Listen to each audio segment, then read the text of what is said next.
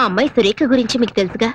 Degree పూర్తి చేసి BV ఛానల్లో ప్రోగ్రామ్ ఎగ్జిక్యూటివ్ గా పనిచేస్తోంది. ఈ విషయం ఒకసారి చెప్పారు, ఇప్పుడు మళ్ళీ చెప్పడంలో ఒక ఇంపార్టెన్స్ ఉందిలేండి. కాటన్, మీ సిస్టర్ సన్ గోవర్ధన్ అమెరికా నుంచి వస్తున్నాడన్నారు. ఎప్పుడొస్తున్నాడు? ఇండియాలో ఎన్ని రోజులుంటాడు?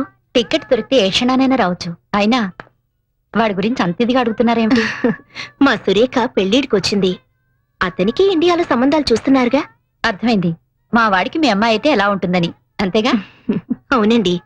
కట్న కానుకల్లో గాని పెళ్లి జరిపించడంలో కాని మీ అంతస్తుకి ఏమీ తక్కువ చేయం. అలాగే. అయినా వాణ్ణి రానివ్వండి.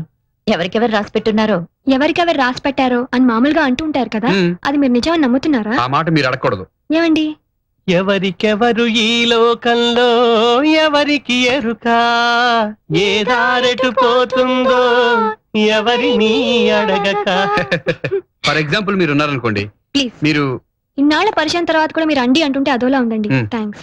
ఏదో దూరపు మనిషితో మాట్లాడుతున్నారు అనిపిస్తోంది. అంటే మీరు నాకు అదిగో మళ్ళీ మీరు. ఓ, అంటే నువ్వు నాకు ఎంత దగ్గరైనట్టు? మీరు చేసే పల్లవికి అనుపల్లవంతా. నేను చేసే పల్లవికి అనుపల్లవి లేదు, అన్ని చరణాలే. మరీ మంచిది. ప్రతి చరణానికి పల్లవి జోడించాల్సిందే కదా. అంటే ఈ రెండు ఎప్పుడు జంటగా ఉంటాయన్నమాట. అమ్మో, నువ్వు మంచి మాటకారివే. మాటలతో ఆకట్టుకునేట్టున్నావు. మీకంటేనా?